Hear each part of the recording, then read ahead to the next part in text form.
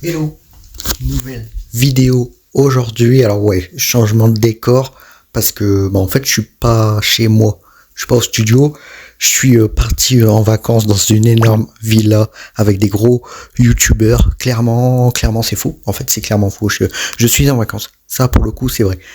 Et du coup pendant les vacances j'ai pu voir les Bad Guys 2 dont je vais faire la critique tout de suite maintenant. Jingle.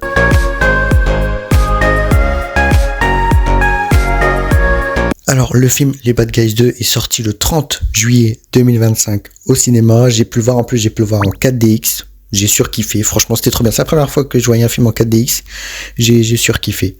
Donc, je vous lis tout de suite le résumé du film.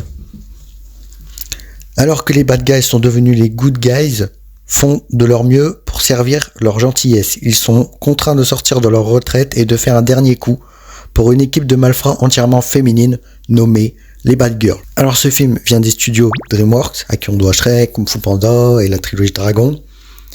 Et c'est le deuxième volet. Il y a eu les Bad Guys 1, donc là c'est les Bad Guys 2. Ça a été réalisé par Pierre Périfel, que j'adore. Vraiment c'est mon idole, c'est un Français.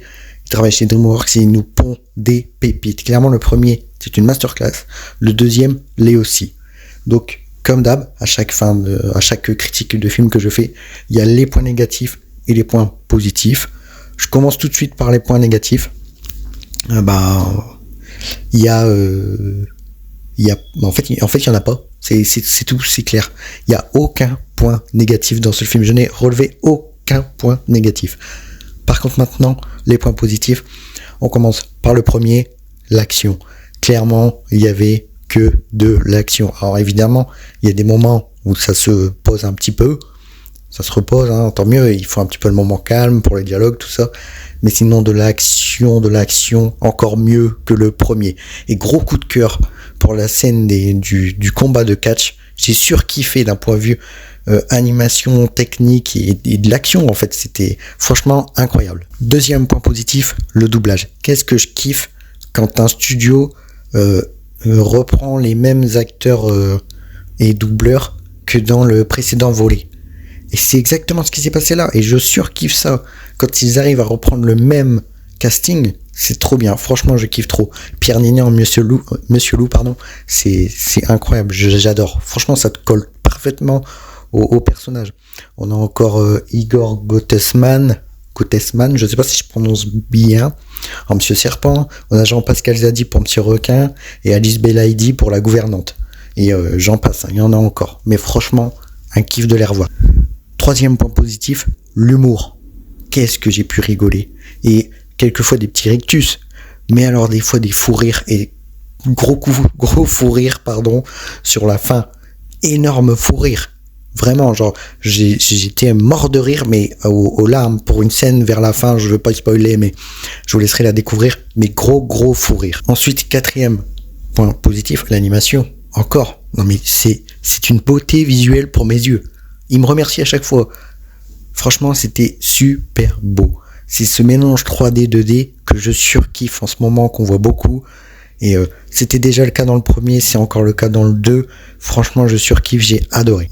Cinquième point positif, je crois, les personnages. Quel plaisir de revoir les Bad Guys, des persos que je kiffe. Monsieur Louis nous montre encore une fois qu'il est très fort, que c'est le cerveau de l'équipe, qu'il a toujours des plans derrière la tête et que même si une situation tourne mal, il arrive toujours à anticiper et à retourner les trucs à son avantage et faire un autre plan derrière vite fait. Enfin, franchement, un génie. La gouvernante aussi nous montre encore une fois que elle est badass, qu'elle sait très bien se battre, que ce soit au début du film ou à la fin du film, elle nous le montre. Et j'ai beaucoup plus kiffé la chef de la police, qui est maintenant devenue commissaire dans le 2, que dans le premier. Dans le premier, elle était vraiment là pour emprisonner les bad guys, elle croyait pas qu'il allait devenir gentil, machin et tout. Bon là, il y avait un peu de ça au début, mais en vrai, ça passe. Et franchement, elle est trop sympa, beaucoup plus sympa que dans le premier. Et au niveau des bad girls, donc les nouveaux persos, je les adore, franchement, ils sont trop bien. Gros coup de cœur pour Misty Gris. Trop badass aussi, encore peut-être plus badass que la gouvernante, surtout qu'à un moment elle nous montre qu'elle a de la force, donc très clairement je ne la prendrai jamais en AV1. Voilà pour mes points positifs du film. Sinon j'ai été très content d'avoir pu aller le voir en cinéma, en plus en cinéma 4DX, sachant que je n'avais pas pu aller voir le premier au cinéma. C'est un de mes plus grands regrets, tellement que quand j'ai eu le Bad Guys en DVD, je l'ai regardé le jour même, je l'ai regardé le lendemain, je l'ai regardé encore 2 jours après, tellement que il fait partie de mon top 5 de mes films d'animation préférés. Et donc j'ai un énorme regret de ne pas avoir été le voir au cinéma. C'est pour ça que là, c'était Day One et c'était en 4DX, obligé. Surtout, ne partez pas à la fin du film car on a une scène au milieu du générique. Voilà, donc restez pour découvrir ce qui se passe. Voilà, fin de la vidéo. Bon alors c'est une vidéo un peu spéciale, en plus je suis debout, je fais le son avec mon portable, donc voilà.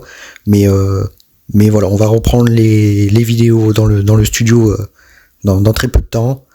Il y a 2 bandes annonces de films qui sont sortis. Je vais bientôt en faire une vidéo react. Donc abonnez-vous, likez, commentez, dites-moi ce que vous pensez de la vidéo, dites-moi si vous avez vu le film, qu'est-ce que vous en avez pensé. Et puis si tu le vois, tu lui diras bonjour.